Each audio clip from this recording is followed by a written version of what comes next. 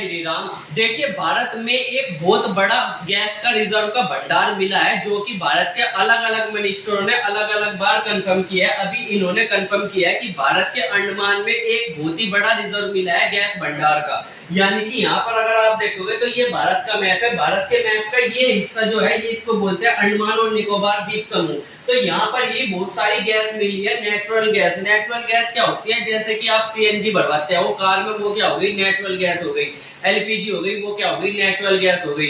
LPG मतलब cylinder जो आपके घर में आता है। इसके अलावा पेट्रोल भी मिलने की यहाँ पर आशंका है। पेट्रोल मतलब पेट्रोल, डीजल, क्रूड ऑयल, ये सब चीजें भी यहाँ पर मिल जाएगी। और इसका भारत को बहुत ही ज्यादा फायदा होने वाला है आने वाले समय में, अगर ये खबर सच निकली। खबर तो सच है, ये तो कंफर्म हो गया कि यहाँ पर गैस है, पर उसको निकालने में बहुत बड़ी दिक्कत भी तो आएगी।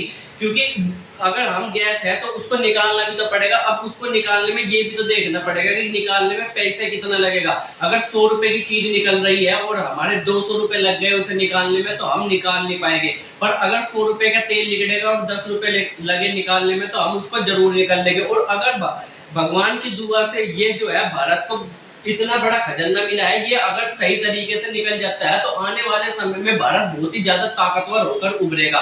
क्योंकि इस समय पर भारत की जो सबसे बड़ी कमजोरी है वो है तेल। भारत को तेल ज्यादातर दूसरे देशों से ही मंगाना पड़ता है। भारत की जितनी जरूरत है उसका 10% हिस्सा भी भारत अपने यहाँ पर नहीं बना पाता तेल का। ज्यादातर हम दूसरे देशों से तेल खरीदते हैं, जैसे कि सऊदी अरब हो गया, फिर ईरान हो गया, कुवैत हो गया, कतर हो गया, यूएई हो गया। ये सारे के सारे देशों से हम क्या करते हैं? तेल खरीदते हैं। और अभी के समय में रसिया से सबसे ज्यादा तेल हम खरीद रहे हैं। और सारा का सारा जो पैसा है भारत का, वो जैसे कि फोरेक्स एक्सचेंज हो गया। फोरेक्स एक्सचेंज क्या होता है?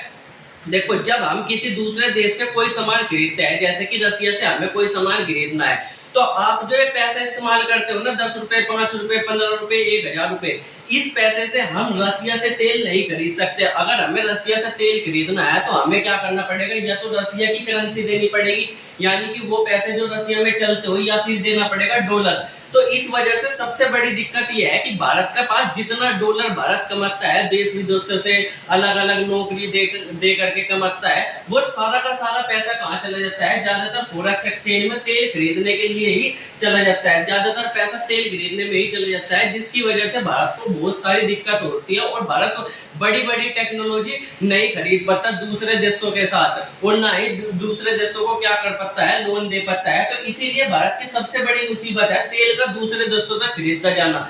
जहां तक देखोगे आप, हर चीज में तेल की जरूरत होती है, चाहे गाड़ी चलानी हो, चाहे ट्रक चलाना हो, चाहे रेल चलानी हो, सारी चीजों में आजकल आपको तेल की जरूरत पड़ेगी। तो अगर भारत के इस जगह पर तेल मिल जाता है, यहाँ पर तेल मिल जाता है और इसको अच्छे तरीके से निकाल लिया जाता है, तो भारत आने वाले समय में सारा का सारा तेल की जो दूसरे देशों से खरीदता है तेल, उस पर निर्भरता कम हो जाएगी। अभी देखोगे तो डोनाल्ड ट्रंप ये टकला भी क्या है? ये भी इस वजह से भारत से भड़कता रहता है, क्योंकि भारत रसिया से तेल खरीदता है। तो तेल बहुत ज्यादा बड़ी दिक्कत है भारत के लिए। और अगर भारत का ये प्लान कामयाब हो जाता है तो भारत आने वाले समय में तेल खुद के लिए तो बनाएगा ही, और बाकी दूसरे देशों में भी तेल क्या करेगा? बेचेगा। इस समय पर अगर आप देखोगे, जितनी यहाँ पर अरब के जो देश है, जैसे कि चाहे वो सऊदी अरब हो गया, यूएई हो गया, ओमान हो गया, ईरान हो गया, ये ज्यादातर क्या है? यहाँ पर जो रिच यानी कि अमीर देश है, वो ज्यादातर इसी वजह से अमीर है, क्योंकि इनके पास क्या है? तेल के भंडार है। और अगर तेल के भंडार यहाँ पर खत्म हो गए तो आने वाले समय में इनकी भी नैया डूब सकती है। और भारत के पास तेल नहीं है, इसलिए भारत इन देशों पर बहुत ज्यादा निर्भर रहता है। ये जब चाहे तेल के दाम बढ़ा देते हैं, जब चाहे तेल के दाम घटा देते हैं, जिसकी वजह से भारत को बहुत ज्यादा दिक्कत का सामना करना पड़ता है। और अगर भारत में ये मिल गया तो इन सारी दिक्कतों से भारत को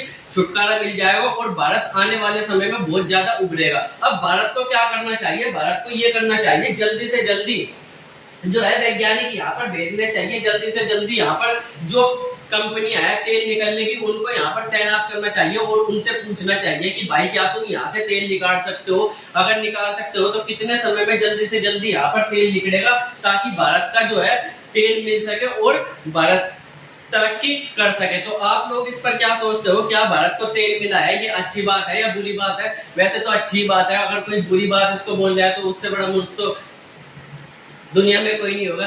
फिलहाल मिलेगा अगली वीडियो में, तब तक के लिए बाय बाय।